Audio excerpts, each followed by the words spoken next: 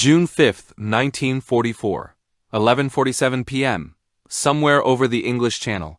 Flight Lieutenant Leonard Cheshire adjusted his Lancaster bomber's trim as his navigator called out the approach to the drop point. Behind him, in the bomb bay, sat no bombs. Instead, specially modified equipment waited to be released. Equipment that most of his crew didn't fully understand and wasn't authorized to discuss.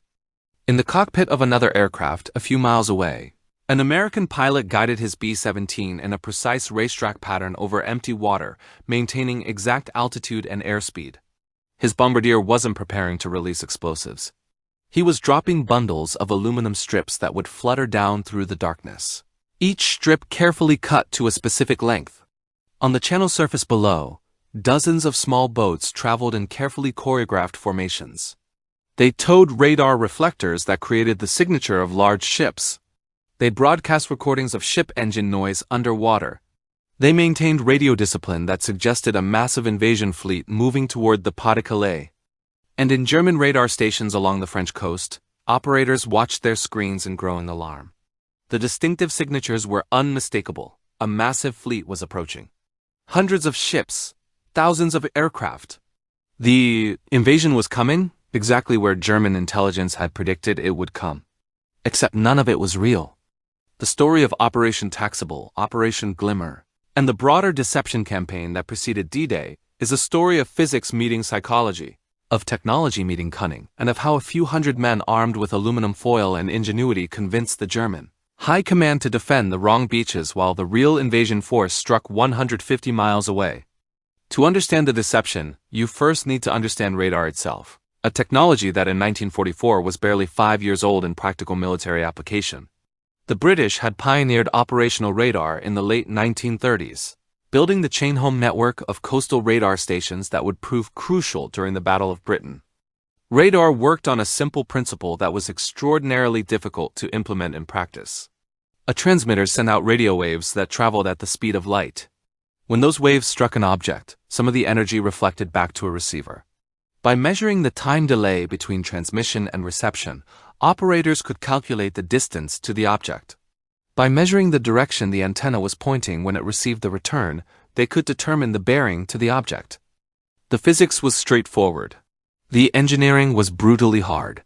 Radio waves at the frequencies useful for radar were difficult to generate with enough power to travel useful distances. Antennas capable of focusing those waves into narrow beams required precision manufacturing. Receivers sensitive enough to detect faint returns from distant targets had to filter out overwhelming amounts of background noise. Display systems had to present all this information in a form operators could interpret quickly. By 1944, both the Allies and Germans had solved these engineering challenges, though in different ways. British radar emphasized early warning and aircraft detection. German radar focused on precision fire control and aircraft interception. Each side had developed extensive networks of coastal and mobile radar stations. The German Freya early warning radar could detect aircraft at ranges exceeding 100 miles. The more sophisticated Wurzburg fire control radar provided precise targeting information for anti-aircraft guns and fighters. Coastal radar stations along the Atlantic Wall created overlapping coverage that could track approaching ships and aircraft, well before they reached visual range. For Allied planners contemplating the invasion of France, German radar represented a fundamental problem. The invasion fleet would be detected hours before reaching the French coast. German defenders would have ample warning to position forces, prepare defenses, and coordinate counterattacks. The element of surprise, so crucial to successful amphibious assault, seemed impossible to achieve. This recognition led to one of the most intensive scientific efforts of the war. If radar couldn't be avoided, perhaps it could be deceived. If German operators were going to see returns on their screens regardless, perhaps those returns could be manipulated to show something other than reality. The science of radar deception began with understanding exactly what radar operators saw. A ship or aircraft appeared on radar screens as a bright return, a blip of light whose intensity corresponded to the size of the reflecting object. Large ships created strong returns. Small ships created weak returns. Aircraft created returns that varied with their altitude, angle, and construction materials. Radar couldn't determine what kind of object was creating a return. It only measured reflected radio energy. A small object that reflected radio waves efficiently could create the same return as a large object that reflected poorly. This fundamental limitation of radar physics created an opening for deception. British scientists, working at the Telecommunications Research Establishment, began experimenting with simple radar reflectors in 1942. They discovered that an arrangement of metal plates or wires, configured in specific geometric patterns, could reflect radio waves far more efficiently than solid objects of comparable size. A structure weighing a few pounds could create a radar return equivalent to a ship weighing thousands of tons. The principle was similar to how a corner reflector works in optics. Radio waves striking the reflector bounced between metal surfaces multiple times before returning toward the source, with each bounce adding to the total reflected energy. The result was a dramatically enhanced return that appeared on radar screens as a much larger object than actually existed. Even more promising was the discovery that strips of aluminum foil, cut to lengths corresponding to half the wavelength of enemy radar frequencies, created strong reflections. A bundle of these strips released from an aircraft would flutter down slowly, each strip acting as a miniature antenna that efficiently reflected radar energy. Thousands of strips falling through the air could create a radar signature resembling a formation of aircraft. The British called these aluminum strips window. The Americans called them chaff. Both recognized the technology's potential and its dangers. Window could blind radar, making it nearly impossible for operators to distinguish real targets from false ones.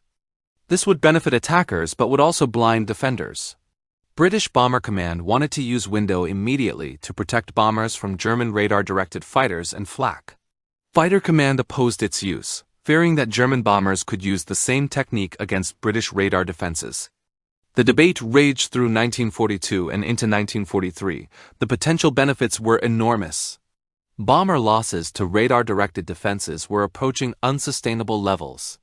Window could dramatically improve bomber survival rates. But the potential costs were equally significant. If Germany retaliated with window against British cities, the radar early warning system that had saved Britain in 1940 would be rendered ineffective. The impasse was finally broken by the recognition that Germany could develop window independently if they hadn't already. Better to use it first and gain the tactical advantage than to hold it back and risk having it used against you.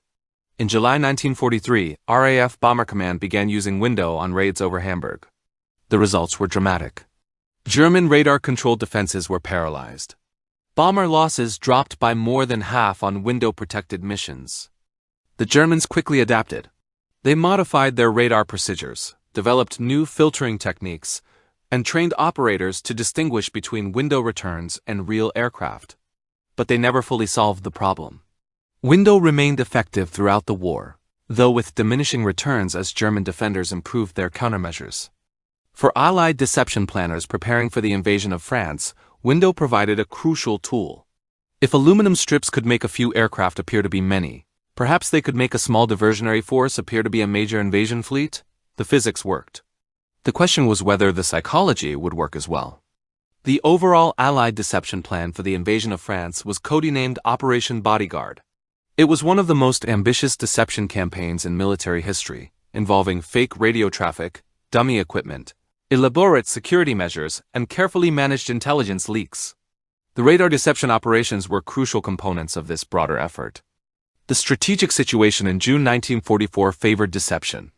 German intelligence, based on geography and military logic, had concluded that the Allied invasion would most likely come at the Pas-de-Calais, the narrowest point of the English Channel. The reasoning was sound. Pas-de-Calais offered the shortest sea crossing, the closest route to Germany, and proximity to the V weapon sites that were bombarding London. Allied planners intended to invade at Normandy, about 150 miles southwest of Pas-de-Calais.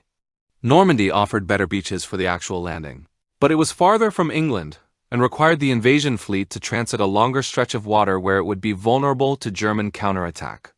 The success of the invasion depended partly on keeping German forces concentrated at Pas-de-Calais even after the Normandy landings began. The deception plan had to accomplish two goals simultaneously. First, it had to convince German commanders that Pas-de-Calais was the primary invasion target. Second, when the Normandy invasion began, it had to convince those same commanders that Normandy was a diversion and that the real invasion at Pas-de-Calais was still coming. This required a level of sophistication far beyond simple misdirection. The Germans weren't stupid. They had experienced intelligence officers who understood deception techniques. Any obvious deception attempt would be recognized and discounted. The deception had to be subtle, consistent, and supported by multiple independent sources of intelligence that all told the same false story. Operation Fortitude was the component of bodyguard specifically focused on convincing Germans that Pas-de-Calais was the target. It included Operation Fortitude North, which suggested an invasion of Norway, and Operation Fortitude South, which indicated the Pas-de-Calais assault. The entire effort involved fake armies, dummy equipment, false radio traffic, and managed intelligence leaks through double agents. The radar deception operations were designated Operation Taxable and Operation Glimmer. Taxable would simulate a convoy approaching Pas-de-Calais from the Dover area. Glimmer would simulate a convoy approaching from the south, suggesting a two-pronged assault on Pas-de-Calais. Both operations would use window, naval decoys, and electronic deception to create radar signatures of massive fleets that didn't exist. Planning began in early 1944. The concept was straightforward, but the execution details were complex. Aircraft would fly precise patterns while dropping window at calculated intervals. The window would create radar returns that, to German radar operators, would appear to be formations of ships and aircraft moving slowly toward France. The physics required careful calculation. Window dropped from aircraft falls at a predictable rate depending on altitude, air density, and the size of the aluminum strips. By maintaining precise altitude and airspeed while dropping window at specific intervals, aircraft could create a cloud of radar reflections that appeared to move slowly across the water toward France at speeds consistent with naval vessels. The key was making the simulation believable. Real invasion fleets don't move in straight lines at constant speeds. They maneuver to avoid obstacles, adjust formations, and coordinate movements.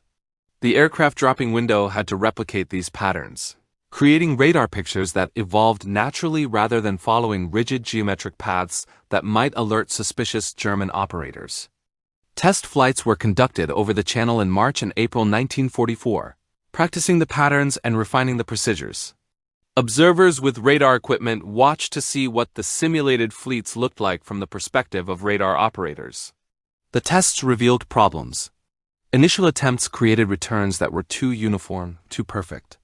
Real ship formations had variations in speed and spacing that the simulations lacked. The solution was to introduce controlled randomness. Aircraft would deviate slightly from their planned tracks, creating natural-looking variations in the radar picture.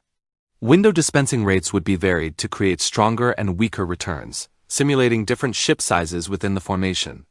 The result was a simulation that looked organic rather than artificial. Naval components were equally important. Small boats would accompany the aircraft, positioned at the apparent front of the simulated convoy. These boats towed balloon-mounted radar reflectors that created strong, steady returns at surface level. To German radar operators, these would appear to be the lead elements of the invasion fleet, with the mass of the fleet following behind. The boats also carried equipment to simulate the underwater noise signatures of large ships. Recordings of ship engine sounds were played through underwater speakers at carefully calculated volumes. German underwater listening posts, which complemented the radar network, would detect these sounds and report major naval formations transiting the channel. Radio deception added another layer of credibility. The boats maintained radio discipline consistent with a real invasion fleet under orders for radio silence. Occasional necessary transmissions used codes and procedures that German intelligence would recognize as consistent with major naval operations. Every detail had to reinforce the illusion. The window itself was remarkably simple technology that required precise manufacturing. Each strip was cut from aluminum foil to an exact length corresponding to half the wavelength of German radar frequencies. For the Freya early warning radar operating around 125 MHz, the optimal window length was approximately 4 feet. For higher frequency radars like the Wurzburg, shorter strips around 1 foot worked better. The Allies manufactured window in massive quantities. Factories in Britain cut aluminum foil into strips, bundled them together, and packaged them for aerial dispensing. Each bundle weighed only a few ounces but contained hundreds of individual strips. When released from an aircraft, the bundle would break apart and the strips would separate, each falling independently and reflecting radar energy. The dispensing mechanisms were critical. Early experiments used simple chutes that allowed bundles to be pushed out manually by crew members. This was labor-intensive and difficult to control precisely. Improved systems used mechanized dispensers that could release bundles at controlled intervals, freeing crew members for other tasks and ensuring consistent dispensing rates. The aircraft used for Operation Taxable and Operation Glimmer were primarily short Stirling bombers and Henley Page Halifax bombers. These 4-engine heavy bombers had the range to maintain the deception patterns for hours and the payload capacity to carry enormous quantities of window. They were also reliable enough for the precise flying required to maintain the simulation. Navigation was perhaps the most challenging aspect. The aircraft had to fly exact patterns for hours, maintaining precise altitude and airspeed, all while operating over water at night with minimal visual references. The patterns themselves were complex, requiring aircraft to fly orbiting courses that advanced slowly toward France while continuously dropping window. The orbiting pattern was crucial to the deception.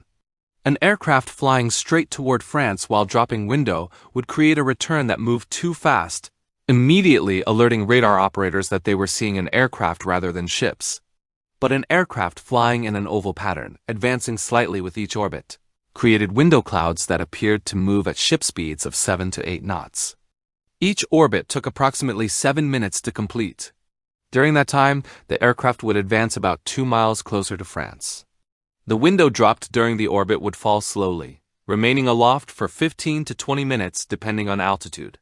The result was a continuous cloud of radar reflections that appeared to German operators as a ship formation, moving steadily across the channel. Multiple aircraft flew parallel tracks spaced several miles apart. This created the impression of a broad convoy front rather than a narrow column. The spacing was calculated to ensure that window clouds from adjacent aircraft overlapped slightly, filling in gaps that might alert operators to the deception. The naval decoys towed by boats were engineering achievements in themselves. The reflectors consisted of multiple metal plates arranged in corner reflector configurations, suspended from balloons that lifted them 20 to 30 feet above the water surface. This elevation was crucial because it placed the reflectors at the height where radar operators expected to see returns from ship superstructures. The naval decoys towed by boats were engineering achievements in themselves. The reflectors consisted of multiple metal plates arranged in corner reflector configurations, suspended from balloons that lifted them 20 to 30 feet above the water surface. This elevation was crucial because it placed the reflectors at the height where radar operators expected to see returns from ship superstructures. Each reflector assembly weighed about 40 pounds and created a radar return equivalent to a ship of several thousand tons. The balloons were tethered to boats by cables that allowed the reflectors to be raised or lowered to maintain optimal height despite changing wind conditions. The boats themselves were small fishing vessels and motor launches, chosen for reliability and seakeeping rather than speed. The underwater acoustic deception used sophisticated recordings. Engineers had recorded the sounds of major warships under various conditions, capturing the distinctive acoustic signatures of different vessel types. These recordings were played through underwater speakers, powerful enough to be heard at the ranges German hydrophone arrays operated. The playback had to be managed carefully. Simply broadcasting ship noises continuously would sound artificial. Instead, operators varied the playback to simulate a fleet maneuvering, with individual ships temporarily increasing or decreasing engine noise as they adjusted position within the formation. This attention to realistic detail made the acoustic deception as convincing as the radar deception. Communication security was maintained through strict radio discipline. The boats participating in the deception operations communicated using low-power radios operating on frequencies that German intercept services weren't monitoring closely. The aircraft maintained near-total radio silence, breaking it only for essential navigation or safety transmissions. The Germans heard what they expected to hear, an invasion fleet maintaining communication security. The weeks leading up to D-Day were consumed by intensive rehearsal. The deception operations required coordination between dozens of aircraft, multiple naval vessels, and support units managing communications and navigation aids. Every element had to work perfectly because there would be no opportunity for second attempts. Flight crews practiced the orbiting patterns until they could maintain them in their sleep. Navigation became so precise that pilots could judge their position by timing and feel, cross-checking with the limited navigation aids available. The patterns became instinctive, muscle memory that would allow crews to maintain them, even under the stress and fatigue of the actual operation. Window dispensing crews drilled on maintaining consistent release rates. The bundles had to be pushed out at exact intervals, neither too fast nor too slow. Too much window would create an unrealistically strong radar return. Too little would create a weak return that might not be detected at effective ranges. The sweet spot was narrow, requiring crew members to develop a steady rhythm. The naval teams rehearsed their coordination with the aircraft. The boats had to maintain precise positions relative to the window-dropping aircraft, creating the impression of a unified convoy rather than separate elements. This required navigation skills that rivaled the aircrews, keeping station in darkness over featureless water while maintaining exact speeds and headings. Communications procedures were refined through repeated practice. Everyone involved in the operation had to know their roles so thoroughly that they could execute under adverse conditions. Radio protocols were simplified to minimize transmission time while ensuring essential information could be passed quickly if circumstances changed. Weather contingencies were planned in exhaustive detail. The deception operations had to proceed regardless of conditions because they were integral to the invasion plan. If weather forced modifications to the deception pattern, everyone had to understand how to adapt while maintaining the overall simulation. Backup procedures were developed for every conceivable problem. The rehearsals revealed unexpected challenges. Wind conditions affected window dispersion patterns. Strong winds caused the aluminum strips to drift, distorting the simulated convoy formation. Light winds caused the strips to fall more vertically, creating stronger but more compact radar returns. Crews learned to adjust dispensing rates based on observed wind conditions. Cloud cover affected navigation. Crews needed to see occasional stars or moon illumination to verify their positions between navigation fixes. On completely overcast nights, navigation became much more difficult, increasing the risk of drift from planned tracks. Procedures were developed for using radio navigation aids more extensively when visual references weren't available. Equipment failures were addressed through redundancy. Aircraft carried spare window dispensers in case primary systems malfunctioned. Boats carried backup radar reflectors that could be deployed if primary assemblies failed. Every critical system had a backup, and every backup had procedures for rapid deployment. The human factors received careful attention. The operations would require crews to maintain concentration and performance for hours in darkness over water. Fatigue management became important. Crews were rotated through schedules that allowed adequate rest before missions. Meals and coffee were provided to help maintain alertness during the long operations. Stress inoculation was part of the training. Crews conducted rehearsals under simulated emergency conditions, practicing how to respond if aircraft were attacked, if equipment failed, or if weather forced them off their planned tracks. The goal was to ensure that whatever happened on the night of the invasion, crews would have practiced responses and could adapt without panic. By late May 1944, the deception forces were as ready as training could make them. The operations had been rehearsed to the point where every participant could execute their role in darkness, in bad weather, under stress, and with minimal communication. The technical systems had been refined until they reliably created radar signatures that matched the planned simulation. All that remained was the execution. June 5, 1944, the invasion had been postponed 24 hours due to weather. But Eisenhower had made the decision to proceed on June 6, despite marginal conditions. The deception operations would begin late on June 5, hours before the first landing craft touched down on Normandy beaches. Operation Taxable launched first. Sterling bombers lifted off from bases in southern England, forming up over the Channel and heading toward their designated patrol areas east of Dover. Aircraft carried thousands of window bundles and fuel for approximately 6 hours of flight operations. The crews settled into the routine they had practiced dozens of times. Flight Lieutenant Cheshire's Lancaster was one of 18 aircraft assigned to Taxable. His navigator had plotted the exact track they would fly, a series of overlapping ovals that would advance them slowly toward the French coast near Boulogne, directly toward Pas-de-Calais. The pattern was calculated to create a radar picture of a convoy moving at 7 knots. At precisely 11 p.m., the window drop began. Bundles tumbled from dispensers, breaking apart in the slipstream and creating clouds of aluminum strips that fell slowly through the darkness. Each aircraft maintained exact altitude and airspeed, advancing along their tracks with navigation precision measured in yards rather than miles. Below the aircraft, small boats towing radar reflectors positioned themselves at the front of the simulated convoy. The boats maintained speeds that matched the apparent advance rate of the window clouds above them. To German radar operators watching from the French coast, the picture was developing exactly as planned, a large surface formation approaching from England, covered by aircraft overhead. Operation Glimmer ran simultaneously, using similar techniques to simulate a second convoy approaching from slightly farther west. The two simulated convoys created the impression of a major two-pronged assault on Pas-de-Calais, exactly what German intelligence had predicted. In German radar stations along the coast, operators watched the returns with growing concern. The Freya stations detected the formations at ranges exceeding 80 miles. As the apparent convoys closed the range, more details became visible. The formations appeared to consist of dozens of major vessels with air cover overhead. This was exactly the pattern German operators had been trained to recognize as an invasion fleet. Reports flowed up the German chain of command.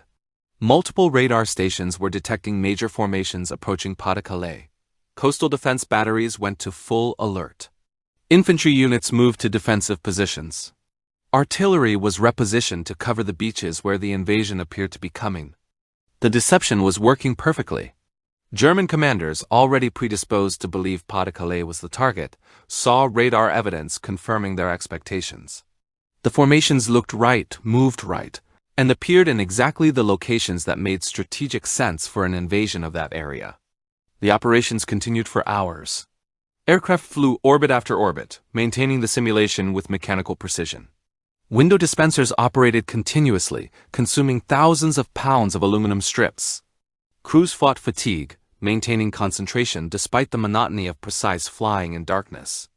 Around 2 a.m., the first reports reached German headquarters that paratroopers were landing in Normandy. This created confusion. Was Normandy the main assault? Or was it a diversion to draw forces away from Pas-de-Calais, where the radar clearly showed major formations approaching? The radar evidence was persuasive. You couldn't fake radar returns, or so German intelligence had always maintained.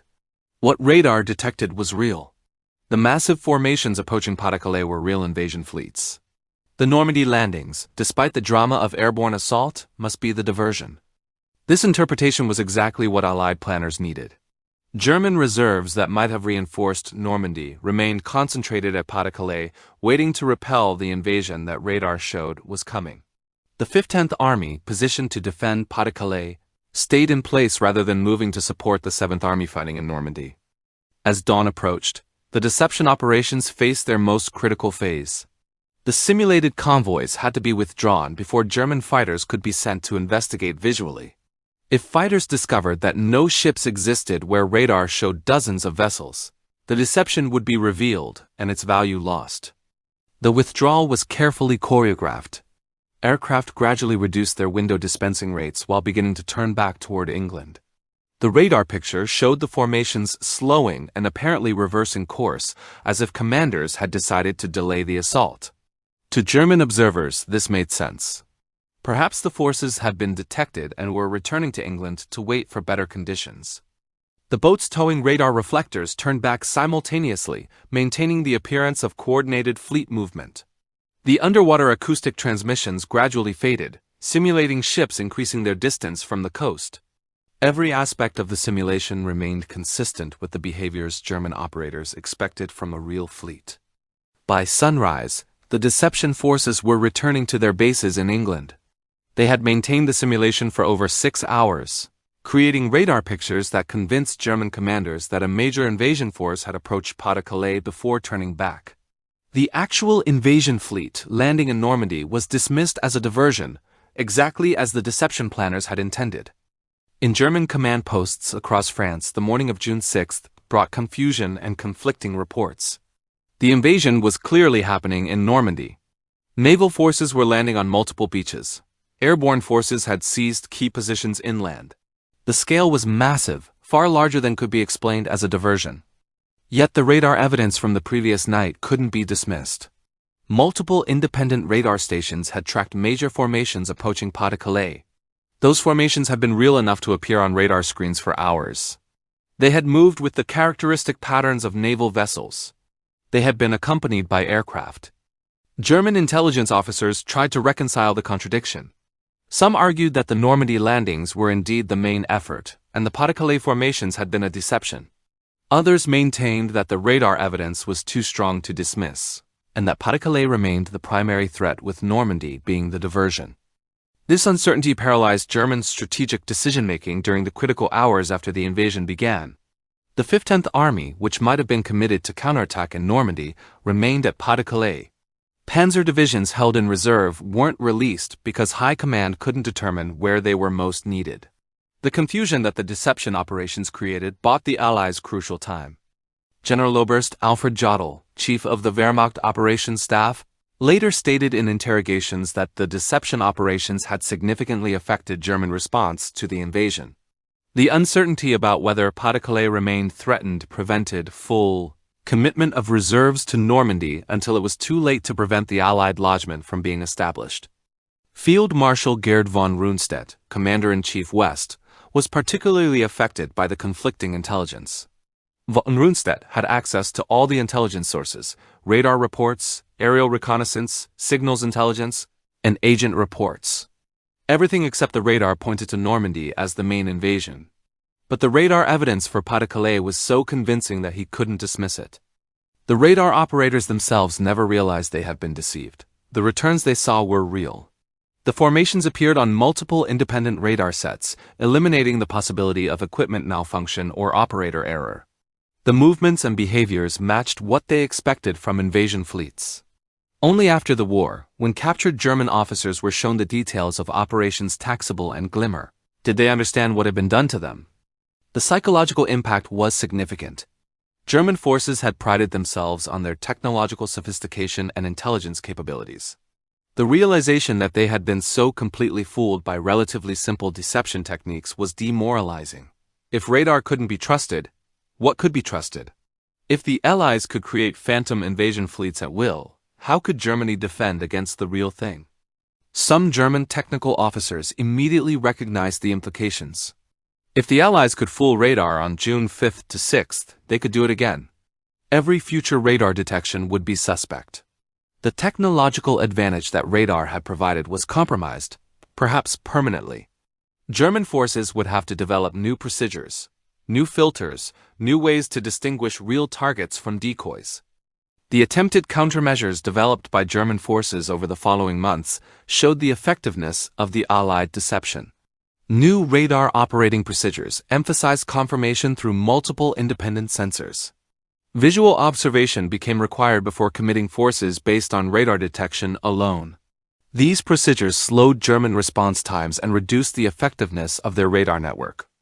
Operations Taxable and Glimmer were components of a larger deception effort that began months before the invasion. The complete campaign involved creating an entire fictitious army group, complete with radio traffic, equipment, and apparent preparations for an invasion of Pas-de-Calais. The 1st United States Army Group, or FUSAG, existed only on paper and in German intelligence assessments. It was supposedly commanded by General George Patton, whose reputation made him a credible choice to lead the main invasion force. Allied deception planners understood that German intelligence would assume the Allies would put their best commander in charge of the most important operation. FUSAG's bases in southeastern England were equipped with dummy tanks, trucks, and landing craft visible to German aerial reconnaissance. Radio operators generated traffic patterns consistent with a major headquarters coordinating invasion preparations. The traffic volume and characteristics matched what German signals intelligence would expect from a force preparing for cross-channel assault. Double agents controlled by British intelligence fed information to German handlers that reinforced the FUSAG deception. These agents reported on troop movements, equipment concentrations, and preparations that all pointed to Pas-de-Calais as the target. The information was carefully calibrated to be believable without being so specific that it seemed suspicious. The deception extended to diplomatic channels. Neutral diplomats were allowed to observe activities in southeastern England that suggested major military preparations. Their reports to their governments, which German intelligence monitored, provided independent confirmation of the FUSAG buildup. The use of neutral observers added credibility because Germany knew these sources weren't under Allied control.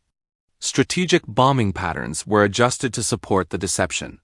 Allied air forces bombed transportation and communication targets across northern France, but the bombing was weighted toward Pas-de-Calais. For every ton of bombs dropped on targets around Normandy, 2 tons were dropped around Pas-de-Calais. German intelligence analyzing the bombing patterns concluded that the Allies were preparing battlefield conditions around Pas-de-Calais. The deception continued even after the invasion began. For weeks following June 6, Allied intelligence fed information to German commanders suggesting that the Normandy landings were succeeding better than expected, and that the planned Pas-de-Calais invasion had been cancelled in favor of exploiting the Normandy success. This prevented German forces from realizing immediately that Normandy was and always had been the main effort. The cumulative effect of all these deception elements was to create in German minds a false picture that seemed to be confirmed by multiple independent sources. No single element would have been convincing by itself. But when radar detection, signals intelligence, aerial reconnaissance, agent reports, and bombing patterns all told the same story, German commanders believed because not believing required dismissing too much apparently credible evidence. The success of the deception campaign validated years of Allied investment in deception capabilities. Organizations like the London Controlling Section, which coordinated strategic deception, and the double-cross system, which managed German agents, proved their value through concrete operational results. The lives saved and the strategic advantage gained justified the resources devoted to deception. The radar deception techniques pioneered for D-Day continued to evolve throughout the remainder of the war. Window usage became routine on bomber raids, with dispensing rates and patterns optimized for different tactical situations. The Germans developed partial countermeasures, and the Allies developed countermeasures in an ongoing technological competition. More sophisticated electronic deception equipment was developed. Active jamming systems that broadcast powerful radio signals to overwhelm radar receivers supplemented the passive deception of window. Specialized aircraft carrying jamming equipment could create corridors through radar coverage that bomber streams could follow with reduced detection probability. Radar reflectors became more refined. Lighter materials and improved designs created decoys that were easier to deploy but just as effective as earlier versions. Some could be dropped from aircraft, floating down by parachute while creating radar returns resembling aircraft or vehicles. Others were designed for surface deployment, simulating tanks or artillery positions. The cat-and-mouse game between radar and radar countermeasures accelerated. German radar operators learned to recognize certain characteristics of window clouds that distinguished them from real targets. Allied scientists modified window designs to make detection harder. German engineers developed radars using different frequencies or polarizations that were less susceptible to window interference. Allied countermeasures evolved to address the new radar types. This technological competition didn't end with World War II. The principles established during the war formed the foundation of modern electronic warfare. Today's stealth aircraft, radar jamming systems, and decoy technologies are direct descendants of the window strips and radar reflectors used on D-Day. The organizational structures created to coordinate deception operations also had lasting impact. The close integration of scientists, intelligence officers, and operational commanders that characterized Allied deception planning became a model for future military technical cooperation. The recognition that deception required specialized skills and dedicated organizations led to permanent electronic warfare units in post-war military forces. Training programs were established to teach radar operators how to recognize and counter deception techniques. These programs incorporated lessons from D-Day and subsequent operations, creating institutional knowledge that could be passed to new generations of operators. The cat-and-mouse game became formalized into doctrine and training curricula. The intelligence implications were equally significant. The success of the D-Day deceptions demonstrated that even technologically sophisticated sensors could be fooled by adversaries who understood their principles and limitations. Intelligence analysis procedures were modified to include greater skepticism about single-source reporting and increased emphasis on multi-source confirmation. Behind the technical achievement were the men who executed the operations. The aircrews who flew precision patterns for hours in darkness over water were performing one of the war's most unusual missions. They weren't attacking targets or defending against enemies. They were flying careful patterns and dropping aluminum foil, trusting that their actions were contributing to something important, even though most didn't fully understand what. Flight Lieutenant Cheshire, who survived the war and later wrote about his experiences, described the operation as surreal. Flying in darkness over the channel, dropping bundles of metal strips while maintaining exact altitude and airspeed, seemed disconnected from the massive invasion happening simultaneously elsewhere. The crews couldn't see the results of their work. They had no way to know whether the deception was succeeding. They simply followed their procedures and trusted that someone higher up knew what they were doing. The boat crews had similar experiences of isolation and uncertainty. Towing radar reflectors across the channel in darkness, they were too close to the water to see anything except their immediate surroundings. They navigated by compass and calculation, trusting that they were in the right place at the right time. German coastal batteries occasionally fired at them, shells falling close enough to create waterspouts but not scoring direct hits. The window dispensing crews dealt with physical exhaustion. Pushing out bundles of aluminum strips every few seconds for hours was repetitive, mindless work that was also surprisingly tiring. Hands became sore, arms grew heavy. The temptation to slow the dispensing rate or take breaks had to be consciously resisted because maintaining exact timing was critical to the simulation.